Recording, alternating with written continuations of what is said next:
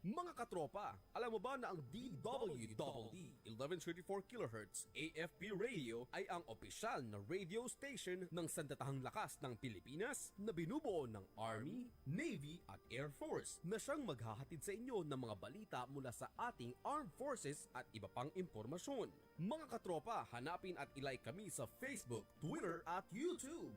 DWDD AFP Radio, ang boses ng Kawal Pilipino.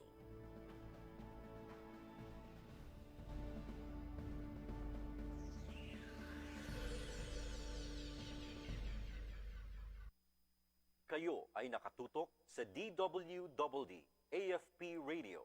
Kami po ay kasapi ng KBP, Kapisanan ng mga Broadcaster ng Pilipinas. Leadership brings out the best in us. We become the best versions of ourselves, leading by example.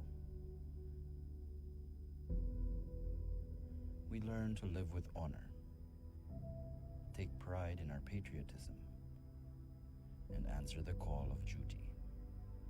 A leader doesn't just strive to make a living, but aspires to make a difference. We are trained to let fear be but a precursor to valor, and to thrive and triumph in the face of fear is what it means to be a soldier. But first, we need to make a choice. We must desire to help others, liberate the oppressed, and be a champion of peace. We must choose to inspire a nation worth fighting for. It is a choice that gives a sense of purpose and lifts us to great heights. Destiny waits for no one, and the choice is yours to make. Don't wish. Become.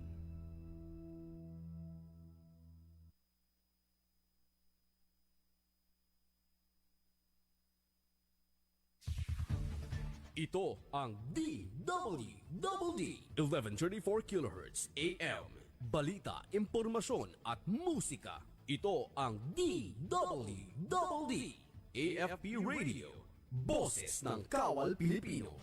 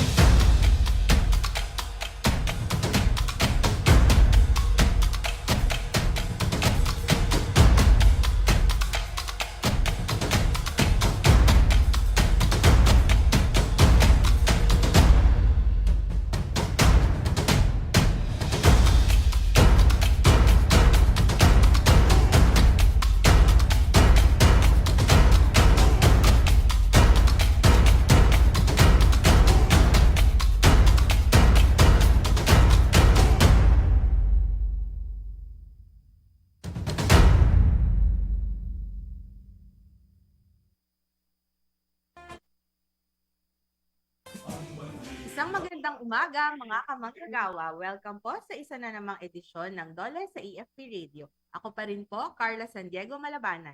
Ako naman po si Tim Lederas. Sama-sama nating talakayin ang mga napapanahong balita at impormasyon tungkol sa paggawa at empleo sa ating bansa. Bago po tayo magsimula, shoutout po natin ang ating mga kamanggagawang listeners ng Armed Forces Radio Channel DWDD 1134 kHz. Pati na rin yung ating mga nanonood sa ating live streams via the AFP Radio Facebook page at syempre sa Department of Labor and Employment Facebook page. Kaya't i-like, mag-comment at i-share nyo na ang ating episode para mas marami pang mga kamanggagawa at namumuhunan ang maabot ng ating program. Ayan, magandang umaga po no sa ating mga kamanggagawa. Magandang umaga, Good Sir morning. Tim. Yes, oo, nasa huling linggo na tayo ng Agosto at masasabi nating napaka-eventful ng ating Agosto no dahil hindi lang mga holidays no, yung mga regular holidays yung ating ipinagdiwang. Meron din tayong mga special non-working holidays na nadagdag ngayong buwan, no? Tama? Kaya siguro marami sa ating mga kamanggagawa ngayon ang feeling refreshed, no? Sa kanilang mga long weekends. Naku, kami dito ay talagang napapasana all sa inyo. Syempre para naman dun sa mga trabaho, no? Nung ating mga holidays, siguro naman kayo ay double pay, no? Nakatanggap ng double pay. So sana all pa rin sa inyo. Tama ka dyan, Ma'am Carla. At marami nga tayong pinagdiriwang ngayong buwan ng Agosto. Bukod nga sa mga regular observations, isa pa sa mga ginugunita natin tuwing buwan ng Agosto ay para naman sa mga kamanggagawa nating ina. At yan ang National Breastfeeding Awareness Month. Kasama ka doon, Ma'am Carla. Yes, so alam mo Sir Tim, itong paksang ito ay malapit talaga sa aking puso dahil isa rin ako sa mga mako-consider natin ng mga breastfeeding moms. Ayan. At ayun nga, tulad ng marami sa ating mga kamanggagawang kababaihan, dati hindi rin ako masyadong pamilyar, no, doon sa mga iba't ibang polisiya o di kaya mga programa na nakatuon naman para doon sa mga kababaihan, particular na doon sa ating mga kamanggagawang ina. At particular na nga dyan yung mga nasa ilalim, no, ng ating batas paggawa o labor code. At tamang-tama nga yan dahil gusto nating mapataas yung awareness ng ating mga kamanggagawang ina o yung mga nagpaplanong magkaroon ng kanilang pamilya, pati na rin sa mga employers ukol sa 2023 National Breastfeeding Awareness Month at pagtatayo ng lactation stations sa lugar paggawa. O maganda na nabanggit mo, Sir Tim, no, para dun sa mga nagpaplano. Kasi isa din yan sa mga considerations natin, no, kung ano ba yung nag-aantay sa atin o yung mga enabling ng mga policies para sa ating mga kababaihan o di kaya ay mga kamanggagawang ina para makatuloy sila na maging produktibo, no, sa pagtatrabaho. At iyan nga ang pag-uusapan natin mamaya sa ating Lole in Focus segment. Bago yan, good news muna tayo. Good news mula sa rehiyon ng Cagayan. Dole, magbibigay ng emergency jobs sa mga biktima ng bagyong Egay sa Cagayan Valley. Magbibigay ng emergency employment ang Department of Labor and Employment Regional Office 2 na may budget na mahigit 82 milyong piso para sa halos 16,000 manggagawang apektado ng bagyong Egay sa Cagayan Valley nitong nakaraang buwan. Sa isang pahayag, iniulat nitong nakaraang linggo ni Technical Support and Services Division Chief Laura Diciano ng Dole Region 2 na kumakatawan kay Regional Director Jesus Elpidio Atal Jr. na ang kabuuang 15,973 apektadong manggagawa mula sa rehiyon ang makikinabang sa naturang emergency employment.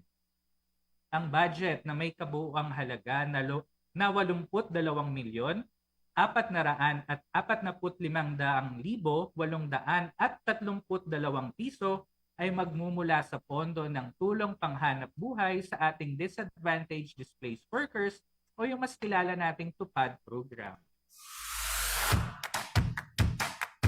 Sa mahigit 15,000 benepisyaryo, ang karamihan ay magmumula sa lalawigan ng Cagayan na may 13,339, kasunod ang Batanes na may 1,344, Isabela na may 1,208, Nueva Vizcaya na may 102, at 4 naman mula sa Quirino. Ayon kay Diciano, ang mga manggagawa, partikular ang mga nasa informal na sektor, ay bibigyan ng emergency employment sa loob ng 10 hanggang 30 araw. Bahagi ng kanilang trabaho ang pagtulong sa clearing, declogging ng mga kanal, debris segregation, materials recovery, pagtatanim ng mga puno, paghahalaman at iba pang aktibidad na kailangan sa rehabilitasyon ng kani-kanilang mga komunidad. Ang mga kwalipikadong benepisyaryo ay tatanggap ng ipinairal na minimum wage sa rehiyon na 420 piso o 420 pesos bawat araw ng pagtatrabaho sa nabanggit na mga social community work. Good news naman tayo mula sa Visayas region. Health and Wellness Center ng DOLE 7, pinasinayahan ni Secretary Laguesma sa kanyang pagbisita sa rehiyon. Isang maayos na kaisipan sa isang maayos na pangangatawan. Yan ang mga katagang nagsilbing inspirasyon sa mga kawani ng Department of Labor and Employment, Regional Office 7, gayon din sa mga attached agencies nito. Kaya naman maaari na silang magkaroon ng panahon para sa pagre-relax, mag-unwind, magpahinga mula sa mahabang oras at araw ng pagsisipag sa trabaho sa pamamagitan ng pinasinayaang Health and Wellness Center ng DOLE 7 Regional Coordinating Committee. Aba, talagang mapapasana all ka na sa DOLE Region 7. Pupunta kami dyan, ma'am. Char. Ayan. Ang nasabing Health and Wellness Center na matatagpuan sa penthouse ng DOLE RO7 building ay inihayag at pinasinayahan sa pagbisita ng kalihim ng DOLE na si Secretary Bienvenido E. Laguesma upang personal na pamunuan ang ribbon cutting ceremony nito. Sinamahan si Secretary Laguesma ni Undersecretary Benedicto Ernesto Bitonio Jr. sa ginawang pagpapasinaya kung saan nilibot nila ang paligid ng center na may mga instrumentong pangmusika, kagamitan sa palakasan at mga amenity para sa pag-eehersisyo, gayon din ang grotto ng Birheng Inang Maria para sa pagninilay-nilay at spiritual enhancement na itinuturing na mahalaga sa health and wellness program.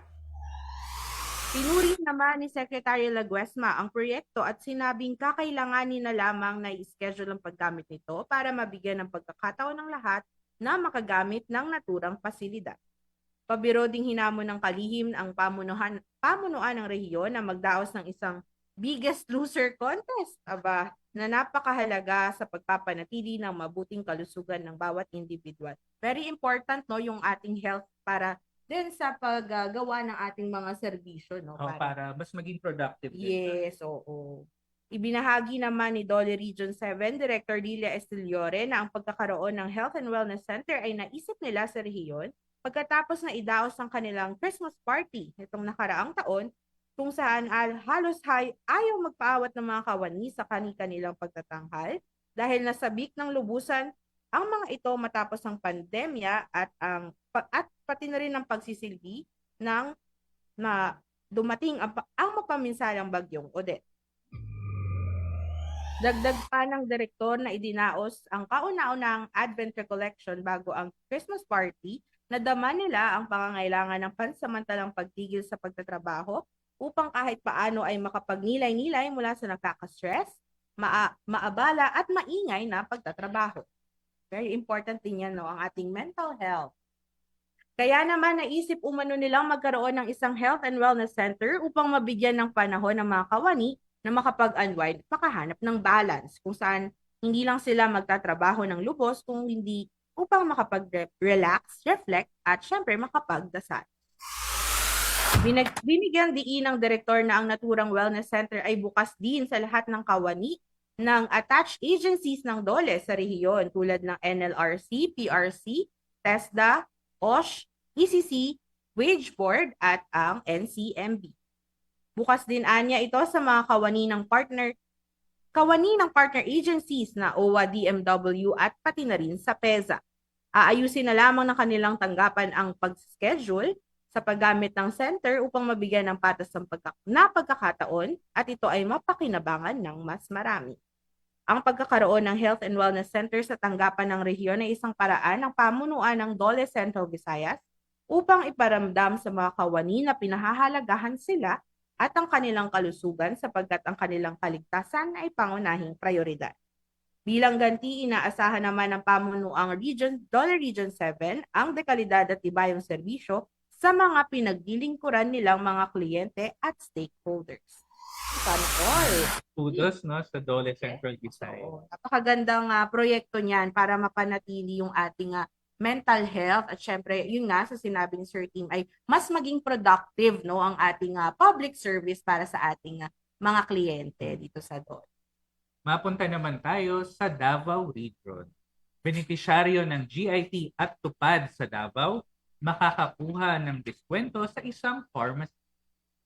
Sa pakikipagtulungan kamakailan ng Department of Labor and Employment Davao Region at LTS Retail Specialist Incorporated, sa pamamagitan ng HB1 Pharmacy, ang mga benepisyaryo ng Government Internship Program o yung GIP at tulong panghanap buhay sa ating disadvantaged displaced workers o yung TUPAD ay makakakuha ng diskwento sa presyo ng mga gamot sa alinmang sangay ng HB1 Pharmacy sa rehiyon ng Davao simula sa Setyembre ng kasalukuyang taon. Sa isinagawang profiling, halos 120,000 benepisyaryo ng TUPAD at nasa 4,000 namang benepisyaryo ng GIP hanggang Hulyo ngayong taon ang kwalipikado na makinabang sa programang nag-aalok ng diskwento hanggang 5% sa mga piling gamot.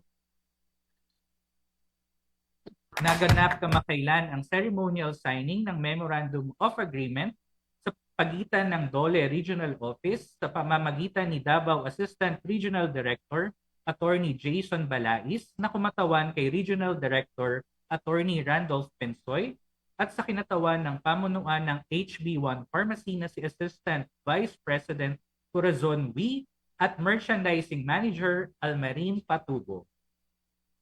Sa mensahe ni RD Pensoy, sinabi nito na umaasa ang DOLE Region 11 na makukumpleto ang pagsisikap ng kagawaran sa pagkamit ng epektibong pagpapatupad ng mga programa nitong GIP at TUPAD sa pamamagitan ng kanilang pakikipagtulungan sa HB1 Pharmacy. Bukod sa panandaliang trabaho, natutuwa ang DOLE Davao na matutulungan na ng kanilang tanggapan ang mga benepisyaryo ng DOLE na makatipid sa mga bibilhing gamot. Hangad din umano nila na ang discount program na ito ay lumago sa paglipas ng panahon upang makatulong sa mas marami pang mga benepisyaryo. Samantala, ang nasabing discount program ay ipapaabot din sa mga kawani ng DOLE Davao. Lahat ng mga qualified na benepisyaryo ay maaaring mag-avail ng programa sa alinmang tinatayang 50 sangay ng HB1 Pharmacy sa loob ng Davao Region. Ayon naman sa Vice President ng HB1 Pharmacy na si Corazon Wee, karangalan nila bilang botika ng kanilang komunidad na maging bahagi ng pakikipagtulungang ito at gawing mas abot kaya ang mga presyo ng mga gamot para sa mga benepisyaryo ng programang GIP at TUPAD. Ibinahagi din nito na sa taong 2024, ang HB1 Pharmacy ay nagpaplano na maglagay ng mga libreng klinika na may mga libreng diagnostic services para sa lahat upang mapanatili ang accessibility ng kanilang mga produkto at serbisyo. Sa kanya namang mensahe, sinabi ni ARD Balais na ang TUPAD ID ay magsisilbing discount card na rin ngayon ng mga benepisyaryo. Ang intensyon nito umano ay upang ipadama sa kanila na hindi lamang nililimitahan ng DOLE Davao ang serbisyo nito sa kanila sa kung ano ang disenyo ng programa, kundi lumalawak ito sa iba pang mga bagay tulad ng discount program na ito na naging posible sa pamamagitan ng bukas na puso at pinto ng HB1 Pharmacy. Ang naturang programa ay tatakbo sa loob ng 2 taon at ang mga qualified na mga benepisyaryo ay mismong mga kasalukuyang benepisyaryo ng GIP at TUPAD na may valid IDs na inisyu ng DOLE Davao. Naku, ang gandang programa niya, no, na convergence ng ating ng government at ng private sector, 'di ba? Yung HB1 Pharmacy. At sana no ma-replicate yan no sa ibang mga regions pa natin para din sa ating mga GIPs and TUPAD sa iba't iba pang rehiyon. At yan po yes, so bukod no sa employment, no, meron silang discount sa kanilang bibiling oo, gamot. diba? Malaking bagay. Oo, bagay ang 5%, lalo kung marami kang maintenance, di ba? Katulad ko ba? Mag-share. At yan po ang ating mga good news na tampok ngayong umaga. Susunod na po ang ating panayam kay Labor and Employment Officer 3, Brent Kenneth Calvo, tungkol sa 2023 National Breastfeeding Awareness Month at pagtatayo ng lactation station sa lugar paggawa. Mamaya po yan pagkatapos ng ilang mga paalala. Oras natin 28 minuto makalipas ang 11:00 ng umaga. Alamin ang mga mainit na balita mula sa ating Armed Forces.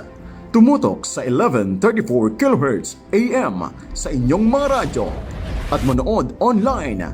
I-like at i-share ang AFP Radio DWWD Facebook page. Ito ang DWWD Armed Forces Radio, ang boses ng Kawal Pilipino. In 2019, the DOLE was conferred with the Gantimpala Bronze Award by the Philippine Commission on Women. This coincided with the 10th anniversary of the Magna Carta of Women. This award encapsulates the DOLE's primary objective of mainstreaming GAD across its many programs covering employment facilitation, labor standards and regulations, and social protection, which will allow women increase access to employment, protection at place of work, and provide social protection programs, especially for the marginalized women living in rural areas and congested cities. The department has likewise taken significant strides in supporting and advocating legislative initiatives for women, such as the expanded maternity leave law, the Telecommuting Act, and the Occupational Safety and Health Standards Law that promote gender equality and good working condition for Filipino workers. And internationally, the DOLE, during the 108th session of the International Labour Conference, joined other countries in adopting ILO Convention No. 190 or the Violence and Harassment Convention of 2019. At the height of the COVID-19 pandemic, various employment-led emergency response programs were further strengthened in order to enable workers, including women, the means to access needed social protection benefits and services. For formal sector workers, through the COVID-19 Adjustment Measures Program or DOLE-CAMP, the department has assisted an estimated total of 1.76 million workers. This does not cover other industry-specific income augmentation schemes that were likewise implemented by DOLE and its partner tripartite consultative councils, such as those in the sugar and biofuel industries. For informal sector workers and workers displaced by the pandemic, through the DOLE to PAD program, the department has reached a total of 5.13 million beneficiaries, 3.2 million of which are women workers. Under the DOLE Integrated Livelihood Program, a total of 167,000 individuals were provided with livelihood assistance, of which an estimated 86,000 are female beneficiaries. For overseas Filipino workers, through the DOLE Abot Kamay ang Pagtulong sa OFWs or ACAP project, an estimated total of 490,000 OFWs were assisted. With the DOLE's desire to ensure continued workers' safety and guarantee humane condition in the workplace, various issuances, policies, and mechanisms were implemented in order to monitor compliance to minimum public health standards. In addition to COVID-19 related social protection schemes, the DOLE has vigorously implemented programs that aim to empower women in the workplace. Under the Family Welfare Program, the department has reached a total of 1,312 large establishments catering to a total of 1.2 million workers, of which an estimated 515,000 are female workers. Under the hashtag ParaKK, in the implementation of Batas Kasambahay, a total of 796 requests for assistance were filed and handled by the DOLE regional offices with a disposition rate of 98%. The department has also facilitated a total of 356 RFAs with total monetary benefits amounting to 7.63 million pesos, benefiting a total of 407 kasambahay. For its labor inspectorate function, particularly on compliance to women-related laws, the department has inspected an estimated total of 121,000 establishments with an average compliance rate of 99%. Despite the challenges, the department has made significant advancements in policy formulation so as to engage more women toward decent, productive, and inclusive employment opportunities.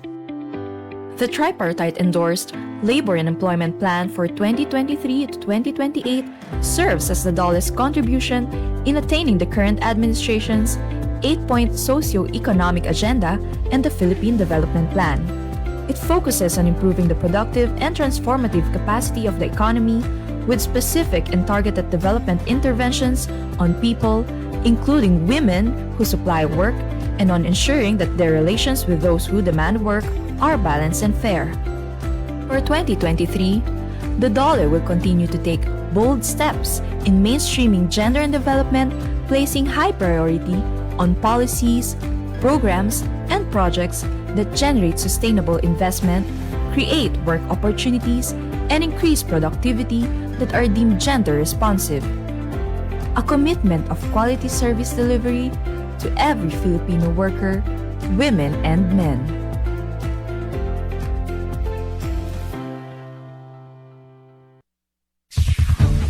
Ito ang DWDD 1134 kHz AM. Balita, impormasyon at musika. Ito ang DWDD AFP Radio. Boses ng Kawal Pilipino.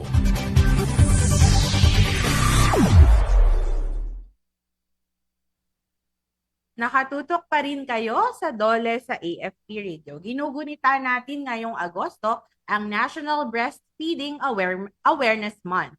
Ano-ano nga ba ang mga batas, polisiya at mga programa ng kagawaran para sa mga kamanggagawa nating kababaihan at ina?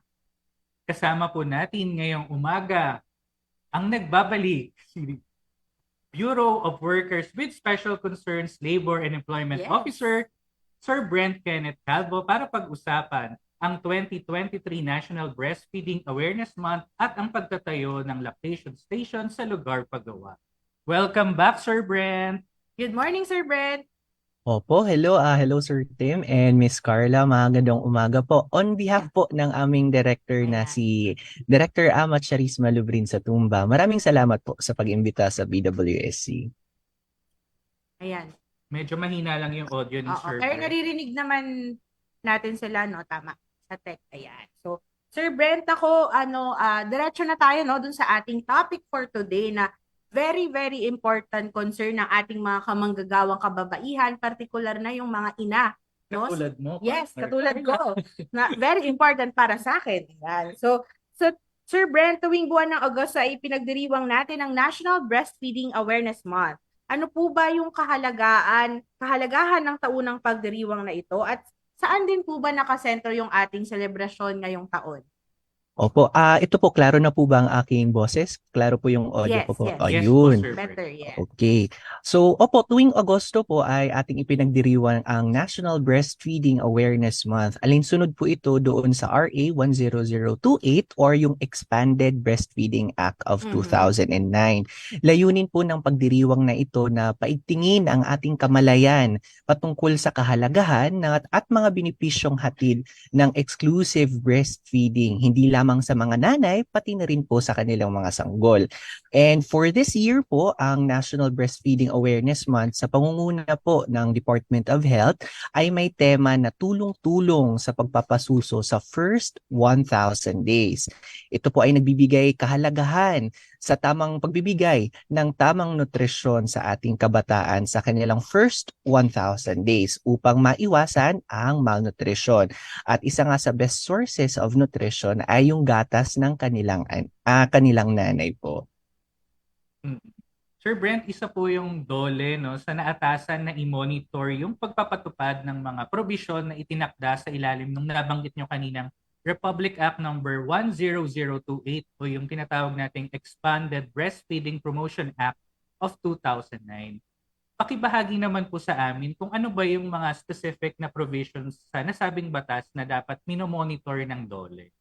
Opo, naatasan po ang ating kagawaran na ipatupad at i-monitor ang pagsunod ng ating mga establishmento sa nananasa pribadong sektor sa mga employment-related provisions noong RA 10028. Kabilang dito yung mga sumusunod. Unang-una, yung pagtatayo ng lactation facility sa lugar paggawa at pagbibigay ng lactation breaks sa mga nagpapasusong manggagawang babae. Ayan, nabanggit nyo na nga, no, Sir Brent, yung pagtatayo ng lactation o breastfeeding station sa mga lugar pagawa. Para naman po sa kaalaman ng ating mga kamanggagawa, pati na rin yung ating mga employers na nakikinig po sa atin ngayon, ano po ba ang dapat isaalang-alang para sa pagtatayo ng mga nasabing lactation and breastfeeding stations? Opo, ang batas po ay may mga itinakdang minimum requirements sa pagtatayo ng lactation facilities. Unang-una po, in terms doon sa facility, kinakailangan accessible yung lactation station or yung breastfeeding facility sa lahat ng nagpapasusong ina. Pangalawa, yung location, dapat hindi ito nasa loob ng palikuran. Pangatlo, in terms of sanitation naman po, kailangan yung facility ay malinis, well-ventilated, private, comfortable, at malayo sa anumang peligrosong mga kasangkapan or kagamitan. Now, in terms naman po doon sa kagamitan, meron po mga itinakda na minimum na mga kagamitan ang DOH. Kasama dito yung una, yung lavatory, pagkakaroon ng small na table, yung pagkakaroon ng refrigerator, or kahit anong cooling and storing facility, comfortable seats, mga electrical outlets para sa breast pumps. And lastly po, kinakailangan yung lactation facility ay compliant sa ating milk code, kung saan ipinagbabawal po ang pagkakaroon ng indirect promotion, marketing at sales ng mga infant formula or breast milk substitutes. Oo, napakaganda nung nabanggit ni Sir Brent, no, Sir Tim, na dapat very sanitized yung place dahil pagkain ito no? Dahil tayo rin naman, 'di ba, as regular na mga tao, gusto natin malinis yung pagkain natin. What more yung ating mga babies na very important to sa kanila dahil syempre nagde-develop pa yung kanilang immune system. At since Sir Brent, no, napag-uusapan na natin tong setting up ng lactation station. Kung sakaling meron ng established na lactation o breastfeeding station, ano ba yung dapat nilalaman ng guidelines patungkol sa paggamit nito? Opo, ito po yung tinatawag natin na workplace breastfeeding or lactation policy. Ito po yung nagsisilbing gabay ng ating mga establishments sa kanilang pagpapatupad doon sa pagbibigay ng lactation breaks at paggamit ng lactation stations. Now, nakasaad po sa guidelines na ito yung unang-una, yung pagkakaroon nga ng lactation station para sa mga nagpapasusong ina. Pangalawa naman po, magiging kasama po sa HRD activities or Human Resources Development activities yung pagkakaroon ng mga orientations, discussions, or mga talakayan patungkol sa breastfeeding at sa RA 10028. Kasama rin po sa polisiya yung paghihikayat sa ating mga nanay na mag-practice ng exclusive breastfeeding ng 6 na buwan or higit pa. At syempre kasama rin po dito sa polisiya yung pagbabawal ng kahit anumang promotion ng breast milk substitutes. Alinsunod ito doon sa milk code. At siyempre kasama dito rin po yung pagbibigay ng lactation breaks na hindi bababa sa 40 minutes per 8 hour of period. At isang reminder din po, itong policy ay dapat nakapaskil sa entrada ng kani-kanilang mga lactation stations. Ayan. So, gusto ko lang din idiin, no, yung isa dun sa mga nabanggit ni Sir Brent na yung lactation break na dapat merong 40 minutes sa isang 8-hour period. So, nadadagdagan yan kung kunyari kayo ay overtime. Naka-full shift, ganyan. Graveyard shift, di ba? At dapat din naka-post yung policy so, sa labas ng lactation facility para inform din si kababaihang manggagawa doon sa kanyang sa polisiya na ipinatutupad. Kasi sa totoo lang, no, sa mga, dahil as a breastfeeding mom, yes. marami ako talagang mga groups na nasasalihan na talagang yun ang question nila na meron ba talagang lactation breaks para sa kanila na mga nagtatrabaho sa mga private sector. At yun nga, sana nakikinig yung mga yung mga kamanggagawang kababaihan natin diyan ng mga ina. Meron talaga at nakalagay yan sa batas. So dapat i-avail nyo yan, no, mga momshies, 'di ba? Pagdating naman Sir Brent sa implementation nitong RA 10028, sa ano namang mga kadahilanan maaaring mabigyan ng exemption yung isang private establishment sa pagtatayo ng lactation o breastfeeding facility? Opo, kinikilala po ng batas na mayroong mga establishmento na di kaya magpatayo ng sarili nilang lactation facility kasi meron silang peculiar circumstances. Kung kaya po yung DOLE ay naglabas po ng Department Order number 143 series of 2015. Ito po yung nagbibigay alituntunin or guidelines sa pag-a-apply ng ating mga private establishments ng exemption sa pagtatayo ng lactation facility. Now, yung mga covered naman po, basta alinman sa mga sumusunod na kondisyon ay natutugunan ng mga mag-a-apply na establishments sa oras ng kanilang application. Na unang-unang kondisyon, wala silang nagpapasusong empleyado or wala silang buntis na empleyado. Then on top pa nung dalawang ito, kinakailangan din na wala silang babaeng kliyente or babaeng bisita. Okay. So, kung merong kababaihan, required talaga na magkaroon ng mga lactation rooms. So, maganda na idinidiin natin yan. No? So, related naman, no, Sir Brent, dyan sa nasabi mo, ano naman po kaya yung maaaring maikonsidera na paglabag ng isang establishmento mula doon sa Breastfeeding Act natin? At ano rin yung mga parusa kaya na maaari nilang kaharapin kung sakaling mapatunayan na hindi sila sumunod doon sa mga palatuntunan? Opo. Ang mga establishmentong lalabag doon sa di pagsunod nila sa pagtatayo ng lactation stations at di pagbibigay ng lactation breaks ay magkakaroon sila ng administrative sanctions. Now, sasabihin ko lang po yung mga offenses. So, for first offense, meron silang fine na not less than 50,000 but not more than 200,000 pesos. For second offense naman po, yung fine nila is not less than 200 pesos but not more than 500 pesos. Now, for third offense naman po, not less than 500 pesos but not more than 1 million pesos na fine at meron pa silang another penalty na cancellation or revocation ng kanilang business permit or license to operate. Kaya sa mga nakikinig nating mga employers, no, kailangan sumunod tayo at mag-comply. Kung meron naman kayong mas spare na kahit isang maliit na room na hygienic naman, malinis, di ba? Ibigay na natin yan sa ating mga kamanggagawang ina para naman habang sila ay magiging produktibo, no, sa kanilang paggawa, nabibigyan din nila naibibigay din nila yung kanilang mga responsibilities as a mother naman to their child. Ayan. So, Sir Brent, kung meron naman pong katanungan o di kaya ay may nais mag-report sa ating mga kamanggagawa tungkol dito sa lactation o breastfeeding stations, pati na rin yung mga benepisyo na nararapat, no, sa ating mga kamanggagawang ina, saan po kaya sila maaring makipag-ugnayan?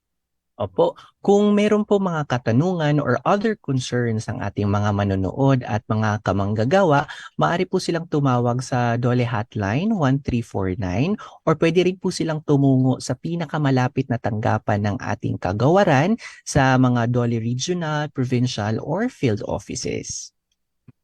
At this point, Sir Brent, ibinibigay na po namin sa inyo yung pagkakataon na magbigay ng mensahe lalo na ipinagdiriwang nga ngayong buwan ang National Breastfeeding Awareness Month.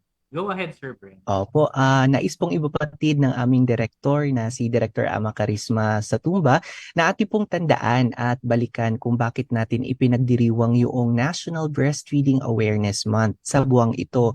Ito po ay isa pong paraan upang paigtingin ang ating kamalayan patungkol sa kahalagahan at mga benepisyong hatid ng exclusive breastfeeding ng mga nanay para sa kanilang mga sanggol.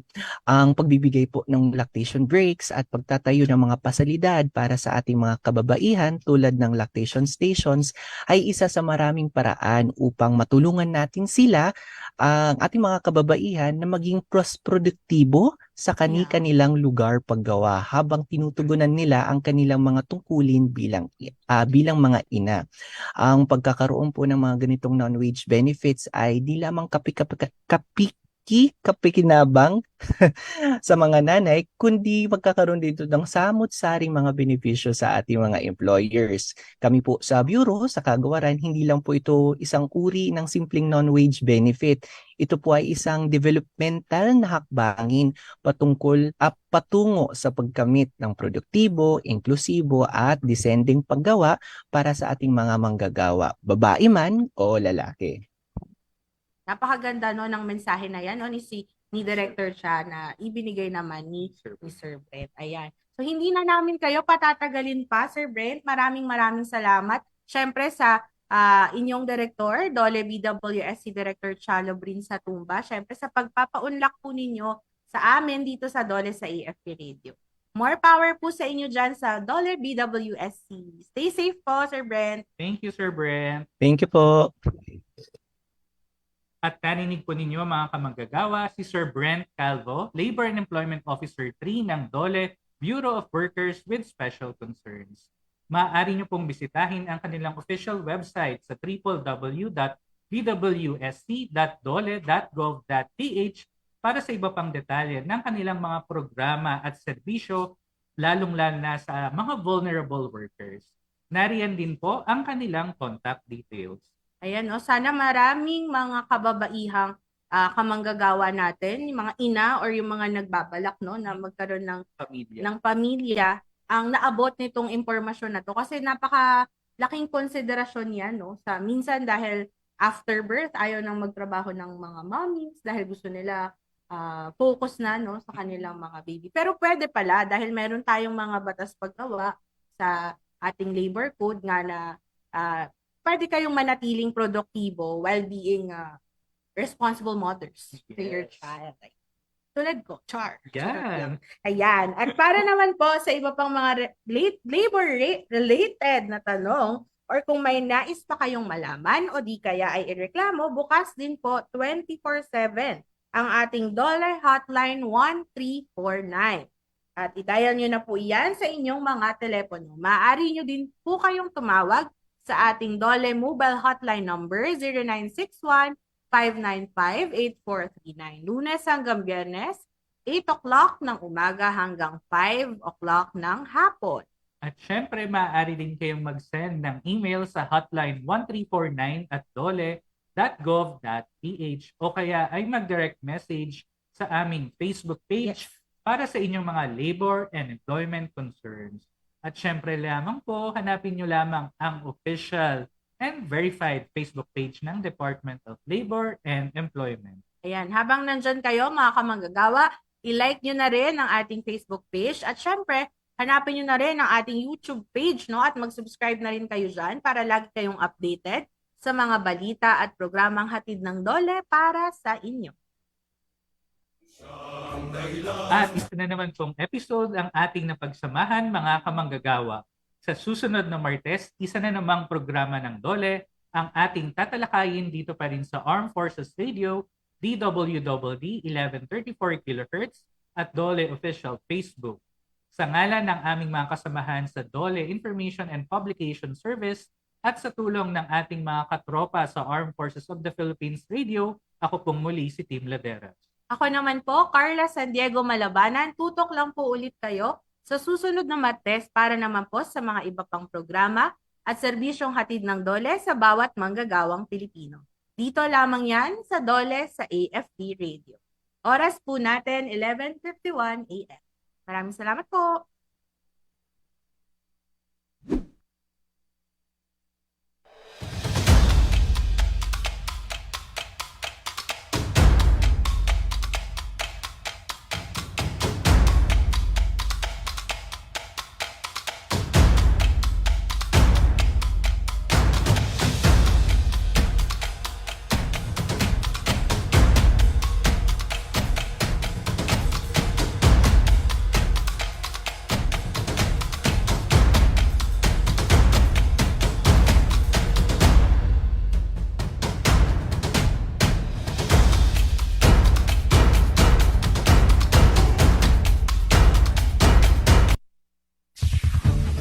Ito ang DWWD 1134 kHz AM.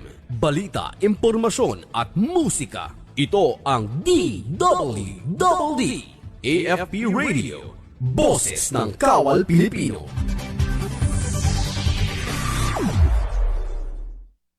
Kayo ay nakatutok sa DWWD AFP Radio. Kami po ay kasapi ng KBP, Kapisanan ng mga Broadcaster ng Pilipinas. Lumalakad na ako sa tamang landas ng pamumuhay. Nakakatulong